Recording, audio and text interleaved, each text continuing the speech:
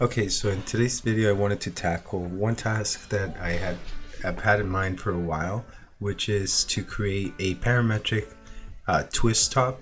And it's basically something that you would find on like a bottle cap. And so I wanted to create that so I can use that for my 3D prints and see if I can, easily create it using a script rather than having to create it from scratch every time.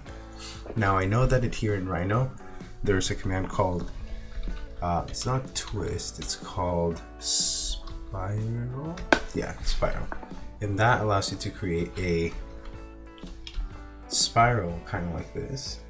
And so this is basically what we're trying to recreate, but we're trying to recreate this in Grasshopper and make it parametric. So we're able to pick maybe the distance for each segment, the radius, and yeah, so that's basically what we're going to be tackling in this video. Okay, so the first step is going to be to bring in an arc, and this is going to be our base geometry. Now we can pick an angle, and the angle that we want is going to be half of a circle, so it's going to be 180, but that already comes plugged in, so we can just go here and give it a radius of like 15. That way it's a little bit bigger and we can have it right here. So the next step is going to be to get the endpoints. So I'll double click here and bring in the endpoints of the arc. And here we have the start and the end. All we have to do is bring one of those up. So let's move the endpoint in the Z direction.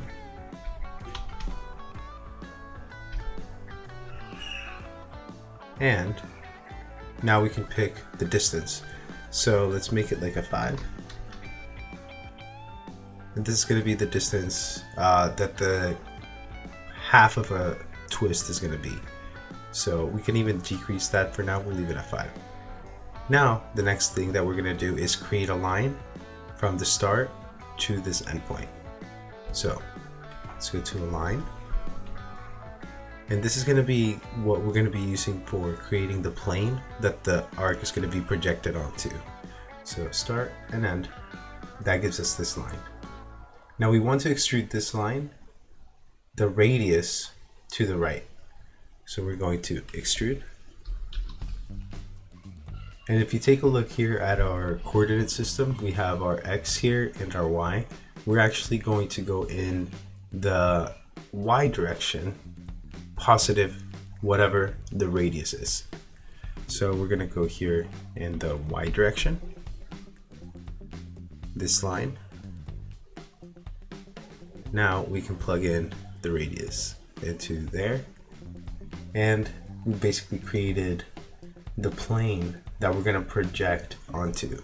So once we have that one there, let me organize this, kind of clean it up a little bit. I'll project onto a B-rep. So the B-rep is going to be the extrusion. The curve is going to be our original arc. And here our solution is going to be one arc projected onto the plane. Now we can take all of this stuff and hide it. And now that we have this segment, all we have to do is take this one, and we're actually going to rotate it. Take this curve, rotate it. The angle, we're going to right click here, go to degrees, and we're going to type in, we're going to just bring in a panel, I guess. We'll do 180. That way, we know that it rotates it all the way around.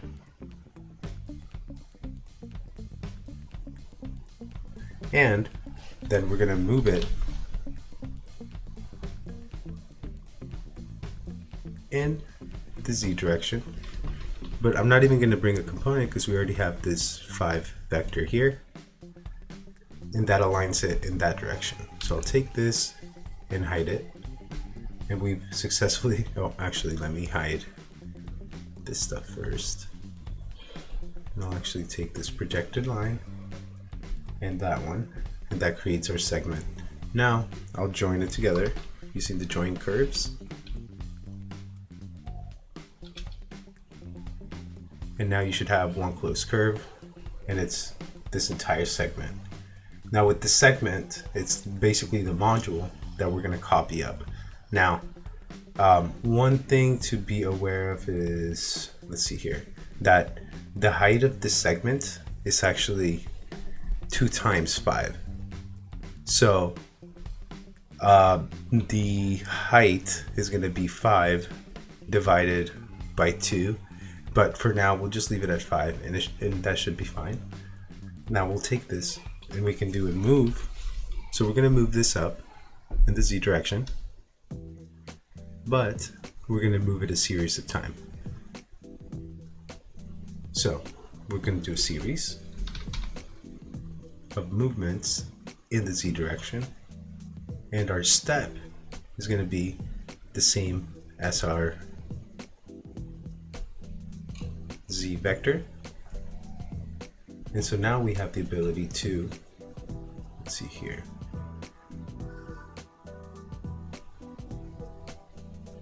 so it copied it 2 times that. So the reason why is it just copied it from here up and up. I think it's gonna have to step, let's see, step, so we do this one, and we have to multiply it by 2. So let's try that one. So what I do is double click here, and I do a multiply by 2, so star 2, and that puts the times 2 at the bottom. So we'll do 5 times 2 for the step, and that'll fix it. So that's why I said that it's going to be, there's a mathematical component to that, but once you kind of have that fixed, you're good. And then here we can decrease the overall height of it, and with our series component we can plug in the number. Now if some of these steps are confusing, or if I'm going kind of quick over it, there are a lot of kind of quick tips and tutorials, free tutorials that I have here in YouTube, so you can kind of get more familiar with how this works. But for now, this is basically how you would create a spiral from a base arc, which we can go here to a circle.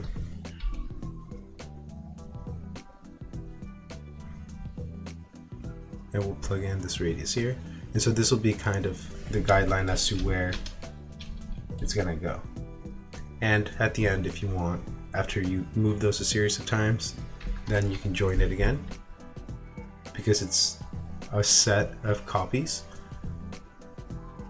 And once we have this, sorry about the background sound, we can do a pipe, and then here right click under caps, round. And so this could be used for creating a cap for a 3D print. And so yeah, hopefully that made sense. And if you do have any questions, make sure to let me know. The other thing that we can play around with is obviously the size here, and that's always going to stay right because we have our plane here that we created where we project that curve that we rotate and then move up. So like I said, if you have any questions, let me know, and I'll add a script to this in the description. And if you enjoyed this, let me know, and I hope to see you next time.